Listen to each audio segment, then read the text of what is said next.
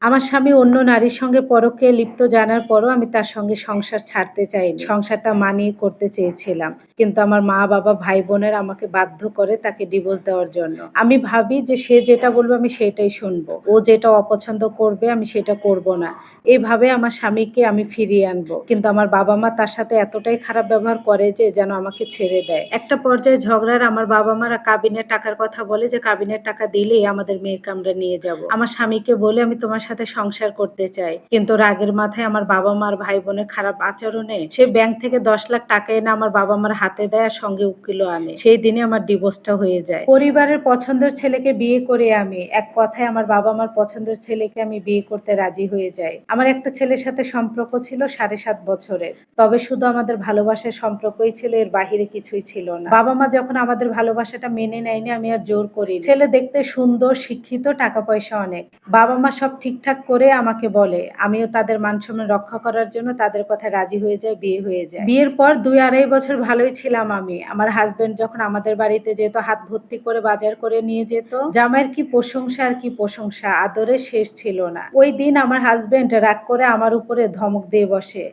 এটা আমাকে ধমক দেওয়া শুনে ফেলে আমার বড় ভাই। বড় ভাই ওখানে সিন ক্রিয়েট করে একদম মারামারি পর্যায়ে। আমার হাসব্যান্ডকে বারবারই আমার বড় ভাই হাত তুলতে যাচ্ছিল শরীরে। বলে, "এত বড় সাহস!" আরো অশ্লীল ভাষায়, "তুই আমার বোনকে ধমক দিস আমার সামনে?" আমি বলি, "এটা একটা নরমাল বিষয়, স্বামী স্ত্রী, এগুলোর মাঝে তোমরা আইসো না।" কিন্তু আমার ভাইয়েরা একটু রকচটা, কথায় কথায় ওরা মারপিটটাই আগে বোঝে। আমার হাসব্যান্ডকে আমি সেদিন ওখান থেকে নিয়ে বাড়ি ছেড়ে চলে আসি। ২ মাস আমার বাবার বাড়িতে আমি কোনো যোগাযোগ করিনি। আমার হাসব্যান্ড যেখানে চাকরি করতো সেখানে আমার ভাইয়েরা খোঁজ খবর নিয়ে জানতে পারে যে আমার হাসব্যান্ড তার অফিস কলিগের সাথে পরকীয়া করে আমার বিয়ের আগে থেকে। তারা স্বামী স্ত্রী পরিচয় দিয়ে একটা ফ্ল্যাট বাসাও নিয়েছে। সেখানে আমার হাসব্যান্ড মাঝে মাঝে যেত অফিসের কাজের কথা বলে, আমি জানতাম না। এটা জানার পরও আমি মেনে নেই। আমি ভাবি যে আমার হাসব্যান্ড যেটা বলবে আমি সেইটাই শুনবো। ওই যেটা অপছন্দ করেন আমি সেটা কখনোই করব না। আমিও তবু ওর সাথে সংসার করতে চাই। একদিন ওই ঠিকই ভালো হয়ে যাবে। আমার ভাইয়েরা যখন জানতে পারে আমার হাসব্যান্ড পরকীয়া করে তার অফিস কলিগের সঙ্গে, আবার স্বামী স্ত্রী পরিচয় দিয়ে বাসা নিয়েছে, তারা সবাই চলে আসে আমার শ্বশুর বাড়িতে। আমার মা, বাবা, ভাই বোন, আমার চাচাতো ভাইয়েরাও। বলতে পারেন আমাদের ফ্যামিলির মানুষেরা একটু উচ্ছৃঙ্খল। কথায় কথায় মারপিট ছাড়া তারা কিছুই বোঝে না। আমার শ্বশুর বাড়িতে আসে পুরো এলাকার মানুষ জমে যায়, একটা বিচার সালিশ বসে যায়। আমি ওখানেও কান্না করে আমার হাসব্যান্ডের পায়ে ধরে পর্যন্ত বলি, "আমি তোমার সাথে সংসার করব, ওরা যা বলে বলুক।" কিন্তু আমার হাসব্যান্ড পরকীয়া করতো বলে আমার প্রতি তার কোনো টান ছিল না। আমার বাবা মা একটা পর্যায়ে বলে ফেলে যে আমার মেয়ের কাবিনের টাকা দিয়ে কোনো ঝামেলা নেই, আমার মেয়েকে নিয়ে আমি চলে যাব। আমার মাকে আমি এত বোঝাই যে, "মা তোমরা এমন করো না, আমি ওর সাথে সংসার করতে চাই, ওই ঠিকই ভালো হয়ে যাবে।" আমার স্বামী যে পরকীয়া করতো আমি একবারও বুঝতে পারিনি। ও আমাকে কোনো ভালোবাসায় কমতি রাখেনি। কিন্তু আমার মা, ভাই বোনেরা সেই কথা না শুনেই রাগের মাথায় আমার বাবা আর মা বলে ১০ লাখ টাকা দিলেই আমার মেয়েকে নিয়ে আমি এখান থেকে চলে যাব।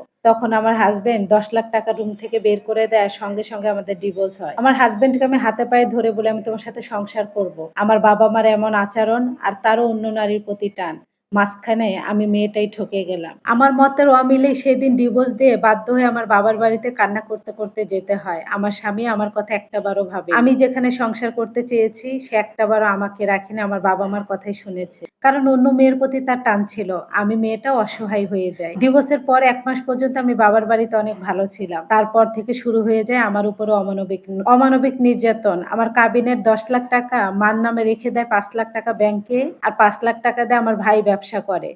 ১ মাস পর থেকে প্রতিটা বাড়ির কাজ আমাকে ভাগ করে দেওয়া হতো। আমার বাবা মা আমার বয়স্ক মানুষ দেখে বিয়ে আনতো। ৩ বাচ্চার বাবা, ৪ বাচ্চার বাবা, বউ চলে গিয়েছে নয়তোবা বউ মরে গিয়েছে, এরকম পুরুষের সঙ্গে আমার বিয়ে আনতো। যখন আমি বয়স্ক পুরুষকে বিয়ে করতে রাজি হতাম না তখন আমার মা ভাইয়েরা সবসময় আমার উপরেই দোষ দিত। বলতো আমি নাকি স্বামীকে ধরে রাখতে পারিনি, তাই আমার স্বামী অন্য নারীর সঙ্গে পরকীয়া করেছে। আমি স্বামীর সংসার করতে পারিনি, তাই তো ডিভোর্স নিয়ে বাবার বাড়িতে এসেছি। অথচ আমি স্বামীর সংসার করতে চেয়েছি, তারা আমার কাবিন নিয়ে ব্যবসা করেছে। ওই টাকা তারা ভাগাভাগি করে ফেলেছে। প্রথম বিয়েতে রাজি হইনি। আমার মতামতে তার কোনো গুরুত্বই দেয়নি।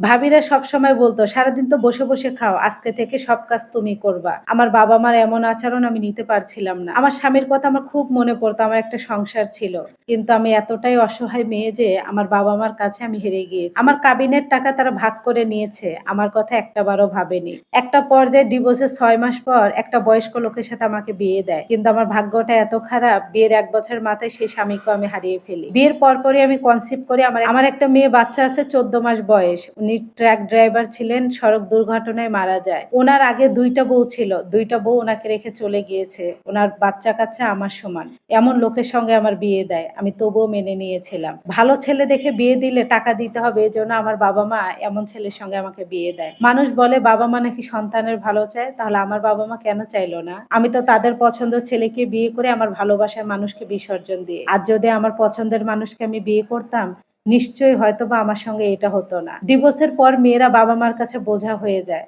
আর আমার স্বামীকে আমি বলেছিলাম আমি তোমার সাথে সংসার করব। ডিভোর্সের পরও আমি অনেকবার যোগাযোগ করতে চেয়েছি। কিন্তু কোনোভাবেই যোগাযোগ করতে পারি নাই, কারণ আমার কাছে একটা মুঠো ফোন পর্যন্ত ছিল না। বাবা-মাও জিতে গেল, আমার স্বামীও জিতে গেল। মাঝখান থেকে হেরে গেলাম আমি। আবার আমি বাধ্য হয়ে ২য় স্বামী মারা যাওয়ার পর আমার মেয়েকে নিয়ে বাবার বাড়িতেই আছি। প্রতিনিয়ত ঝির মতো আমাকে দিয়ে কাজ করায়। মনে হয় আমি তাদের বাড়ির কাজের বুয়া। আর কথা, লাথি, ঘুতা সবই তো শুনতে হয়। আমার জীবনটা তো এমন হওয়ার কথা ছিল না। আমার জীবনটা কেন এমন হলো? বাবা-মা নাকি ভালোই চায়? তাহলে ওরাও তো আমার বাবা-মা। অথচ আমার দেনমোহরের টাকা ওরা ভাগ করে নিয়ে আমার জীবনটাকে ঠেলে ফেলে দিয়েছে।